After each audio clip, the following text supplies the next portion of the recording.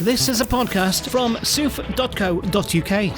Hello, I'm Patrick Downs. This is all about film, whether it be Blu-ray, DVD or streaming. This is Bring the Film. Cyrano de Bergerac dazzles everyone with his ferocious wordplay and brilliant swordplay. However, he's convinced his appearance renders him unworthy of the affections of the luminous Roxanne, a devoted friend who's in love with someone else. I love this place and all it means. Poetry, romance, terror, truth. I've loved it here since early youth. Can't stand aside while you dishonor it. With your pumping and your hideous jigs. I will not abide your thumping and, dreadful wigs. Montfleur, you've abandoned the truth. You've lost your core. You don't remember how truth feels or what it's for. So now leave this stage, never to return, and I'll applaud the new integrity you'll earn. Exit Montfleur. Directed by Joe Wright, stars Peter Dinklage, Hayley Bennett, Calvin Harrison Jr. and Ben Mendelsohn. And our film correspondent Hayley Donaughy caught up with Peter Dinklage, who plays Cyrano, how he felt to portray a character with such poetic prowess. Oh, I loved every minute of it. It's not every film that you get to speak such language of such poetry as this. I've delivered some clunky dialogue in my day, but this is by far not one of them. No, it's incredible. And there's a reason why it's a classic.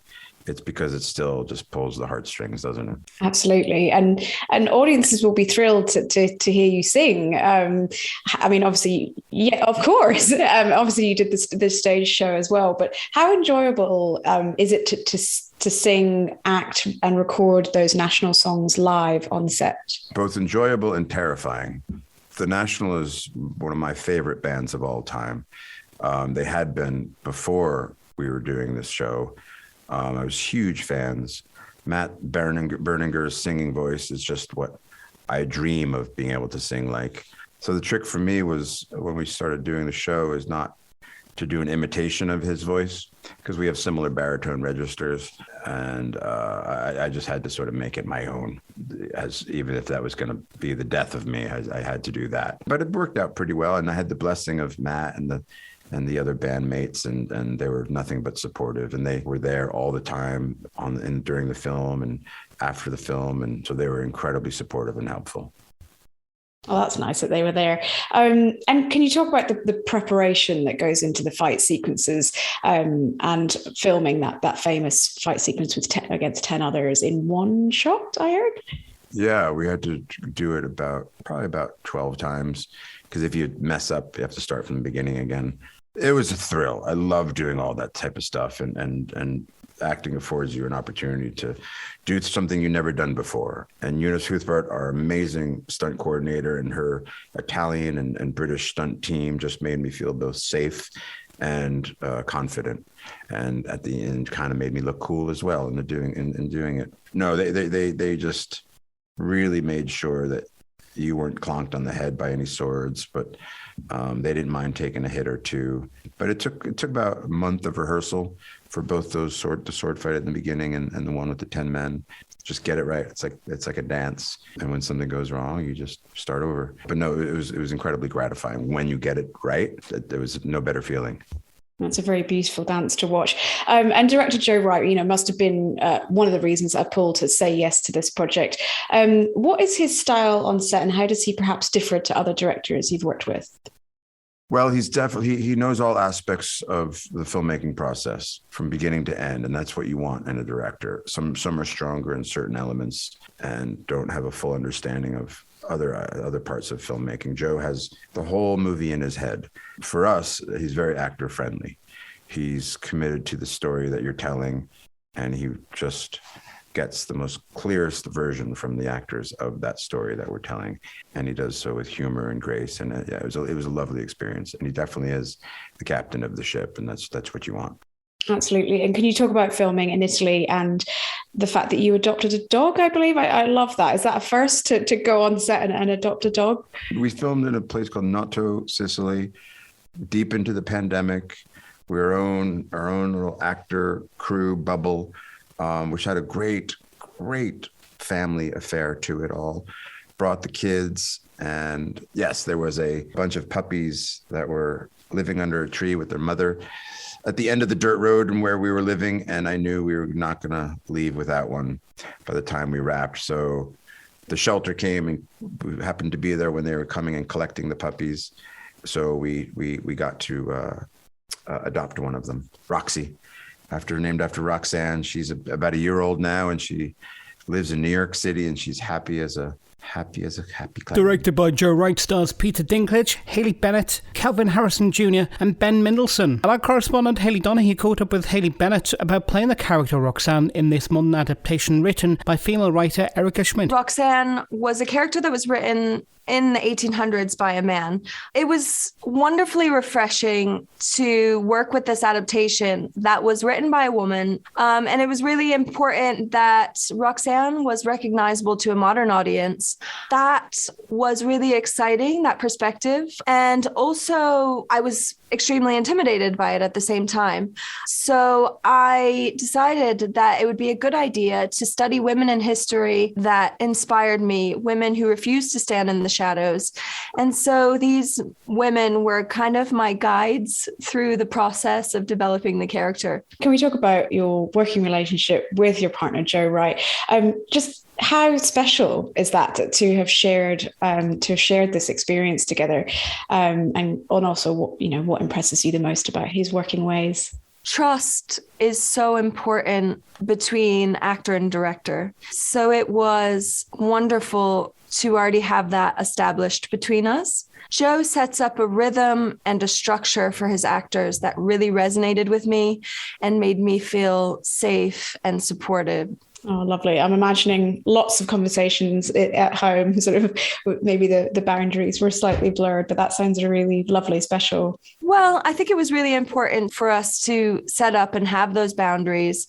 That is a difficult thing to do because, we were bursting at the seams. We both love what we do so much. And we were really creatively driven by this story about love. Peter Dinklage, obviously, you performed with him on stage originally. What have been some of your fondest moments working with Peter for so long on this character? I think just getting to know Peter as a human being. He's such an incredible actor, but also he has the most wonderful sense of humor. He's so funny. He's so easy to work with, and he's so talented. And to be able to transition from stage to film was kind of just seamless and easy. And, we didn't have to, you didn't have to start over again with someone new. It's always really wonderful to have, again, that kind of intimacy already established by the time you arrive to set. And of course, Ben Mendelsohn, I mean, he never disappoints, in my opinion. How much fun is he to share scenes with? Ben's great. He always keeps you on your toes, and he's so massively talented. It's just about when you're working with Ben, it's just about the spontaneity of the moment and allowing the scene to transform before your eyes. Especially with that impressive hair and makeup. What was your reaction to his impressive hair and makeup? I mean, he was so perfectly suited to the role. And, I remember during rehearsals, he shaved his head. And we all were championing him because it's an incredibly brave thing to do. And he was all for it. I bet he was, yeah. And of course, we have to talk about the music, that just those gorgeous, gorgeous songs written by The National. Amazing. What did you particularly enjoy about singing those words and those songs and acting them and recording them live? I'm such a huge fan of The National. I've always loved The National. And I think that they were perfectly suited to this kind of romantic genre. I don't like the term musical for this film necessarily. I think it's more like a drama with songs written by The National. But what I was so impressed by is how they were able to just effortlessly write music for a narrative structure for the first time. And then Bryce did the composing, but he also did, usually the composing is done in post-production, but he was actually writing the music for the movie on set. And so it really captures that essence, not only the essence of the movie, but the essence of being mid-pandemic. So I think it really captures the essence of that longing for connection. Absolutely. And just finally, Let's talk about the locations. I mean, filming in Italy after, being in lockdown for so long. Just what was that experience like? It sounds like a really special sort of bonded group. And did you get a chance to really get to know everyone on set? When COVID hit, Joe realized that it was the right time to make this movie. It's about needing to connect. It's about our need for human connection, and to have the ability to take over an entire town, Noto, Italy. It was such a special time in history. I don't think it could ever be recreated again. We had Noto as our back lot. So it's this incredible Baroque gem of a city, and it was extraordinary. It was really extraordinary. The colors and the textures of the buildings. The town itself has such a magical, fantastical quality about it. So it's not necessarily like it is a period piece, but it's also so timeless. It's so beautiful. It's so luscious. And then I really loved the contrast between Noto and then the filming on Etna. Cyrano de Bergerac dazzles everyone with his ferocious wordplay and brilliant swordplay. However, he's convinced his appearance renders him unworthy of the affections of the luminous Roxanne, a devoted friend who's in love with someone else. Good night. Wait! I could no more stop loving you. I could no more stop loving you. Then I could stop the sun rising. Then I can stop the sun rising. Really? My cruel love has never stopped growing. In my soul. From the day it was born there. From the day it was born. There. There. If your love is cruel, you should have killed it. I tried. It has the strength of Hercules. I tried. It has the strength of Hercules. Hercules. Got anything better? Shh. Do continue, please. Roxanne, my love for you is so powerful. Roxanne, my love for you is so powerful. It has strangled the two serpents. It has strangled the two serpents. Pride and doubt. Directed by Joe Wright, stars Peter Dinklage, Hayley Bennett, Calvin Harrison Jr. and Ben Mendelsohn. And our film correspondent Hayley Donaughy caught up with Joe Wright, the director, about the initial vision for the film. Having been in lockdown for 4 or 5 months, in June 2020, I finally felt like I'd got the script to the right place. And I felt that having been starved of human connection, it was important to make a film that was about human connection and about the importance, our need to connect intimately with other people. So it was a sort of, I guess, a love letter to love that I wanted to specifically bring to audiences at this time. We chose to film the movie on the island of Sicily because there was less sort of through traffic, really, and we could lock down quite easily there. We brought, 150 200 crew members, artists, dancers, actors from all over Europe and America and Canada. And we defiantly made this movie about love and compassion in the face of this terribly bleak pandemic that we all found ourselves living through. We certainly achieved that. And we have to talk about the stunning music from the National. I mean, wow. I really enjoyed the live singing elements as well. So why was the live recording important to you, and perhaps how challenging is that? I wanted to create a kind of atmosphere of intimacy with the songs, a sense of naturalism, really, that there would be a very kind of naturalistic flow from the dialogue, dramatic scenes into the singing. I've never been much of a fan of Broadway musicals, this kind of declamatory style.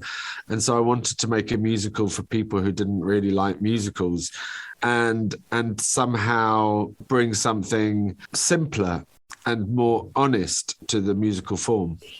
And also the stunning dance sequences. I mean, particularly that aerial shot where they're surrounded by the water, just breathtaking. Can you talk about the choreography and what your direction was for those pieces? Yeah, the choreographer I work with is a guy called Sidi Labi Shakawi, who is a Belgian choreographer. We worked together on Anna Karenina, and we've worked together at the Young Vic Theatre as well. And he brings this kind of modernity that has references to classical dance, but, you know, he's a guy who also choreographs for Beyonce. So he has a very kind of modern element to his dance, and it's all about storytelling. You know, it's not about technique, although his technique is sublime. It's really about how do we best tell the story through physical movement.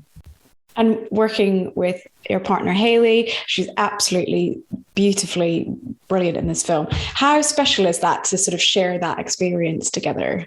It was incredibly special to share it. And it was a very kind of passionate experience for all of us. You know, we all made the film in this kind of amazing atmosphere of belief in what we were doing. And we were also able to bring our daughter, and Pete and Erica brought their kids, and a lot of the other crew members brought their kids. So there was a whole kind of another production going along in parallel, which was the childcare production.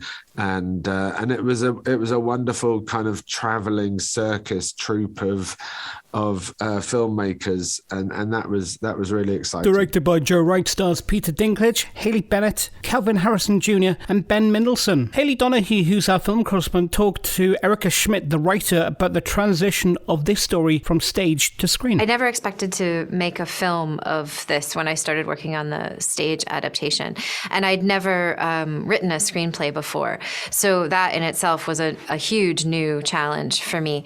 But I think the great joy of it was translating the songs from the stage to the film, because the songs are so reflective and interior and personal, and they don't function like traditional musical theater songs at all. They were never intended to, but that makes them challenging to stage for the theater, because you can't intersperse dialogue or have kind of narrative action happening at the same time. So they're almost like time out or a pause. And in the film, they don't have to do that at all. They can kind of work like music video. There's action that can happen, a narrative that can happen. In that first song with Hayley, you're learning so much about the world at the same time that you're getting to see a very private glimpse into her soul. I love that about it. I think it's really beautiful. But that was a great journey from the stage to the film that is, I think, very different. Talking about the music, we have to talk about the National themselves. Can you describe that working relationship? How does that work? I really pursued them and worked hard for a couple of years to convince them to work on this with me. And when they agreed, I was so happy. And we spent about 2 years, Matt and I and Karen Besser, working on the songs. It was a really joyful process of going back and forth about what the songs would be about and, you know, what the content of the lyrics should be. And they're just so brilliant and creative and wonderful. It was a real pleasure to get to collaborate with them. And working with your husband, Peter Dinklage, both on stage and now on screen, I was wondering kind of how special and how immersive that whole experience has been for the both of you. We've worked together many times in the past on plays. I've directed him 5 times, and it's always challenging and fun and interesting and combative and exciting. You know, we both love to work, and we work very hard, and we're very critical of ourselves and of each other. And so with the film version, we, you know, continued that relationship with my writing of the screenplay. But then, you know, I handed over to Joe, and then it's really his, and then he had his own separate relationship with Peter. Can we talk about filming in Italy? Just sounds absolutely stunning. And I hear that you adopted a dog. Yes, we did adopt a dog. Yes, we filmed in Nato, Sicily in the middle of the pandemic before there were any vaccines. And so we really were in a bubble. It's very, very beautiful there. And they had been hit really hard early in the pandemic. And so they were absolutely amazing about, you know, okay, the numbers are up. Everyone is in masks. All the shops are shut. There's no restaurants open. They just, you know, it was like waves of following the rules and everyone doing it collectively for the good of the community. It was really beautiful to watch. And there are lots and lots and lots of homeless dogs. They're just everywhere, and litters of puppies. And there was a litter of puppies at the end of our street, and we took one home and named her Roxanne. Oh, yeah. A constant memory of this beautiful film. And just finally, we have to talk about Joe Wright. You know, What is the most impressive aspect of his working style? Honestly, his achievement in getting this done, he was told by his producers he's probably had a 5% chance of actually making the film in the middle of the pandemic. And he said, that's good enough for me. And he really did it. I mean, he had the idea to make it into a film 2 years prior, but the band was touring and I was doing theater and he had his own projects and Peter and Hayley had their own projects, and I could never have imagined that it would actually come together. And then about 3 months into the pandemic, he called me and said, this is the time, I want the new draft. And I gave it to him about 10 days later and he said, that's it, we're doing it. And I couldn't believe it. And then 3 months after that, we were in Sicily filming. And that's all down to him really pushing that boulder up the mountain. My sole purpose on this earth is to love Roxanne. Does she know? The world will never accept someone like me and a tall, beautiful woman. Cyrano de Bergerac is one of the most famous love triangles ever written. But with this movie, I wanted to create something entirely new. I need something to die for, write poems and cry for, and I won't be ashamed.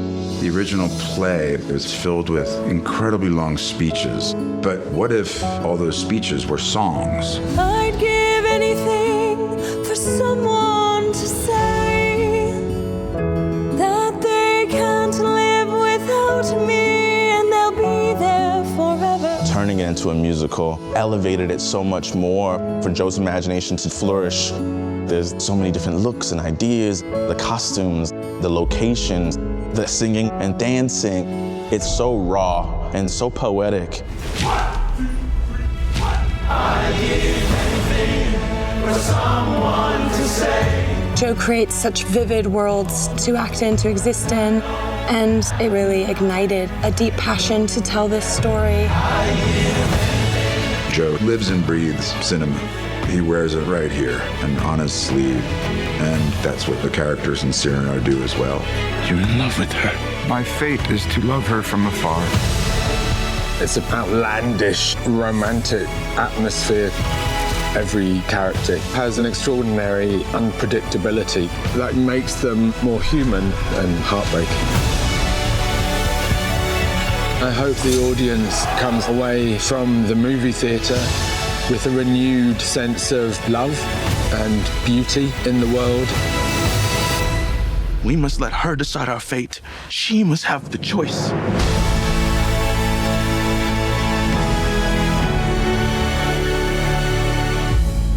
Starring Peter Dinklage as the title character, it's Cyrano, and it's available now. And with that, thanks for checking me out on the Bring the Film podcast today. I'm Patrick Downs, and you can keep in touch across Twitter at I'm Patrick Downs, also on Instagram or facebook.com/officialpoptart. And there's also the website soof.co.uk. This is a podcast from soof.co.uk.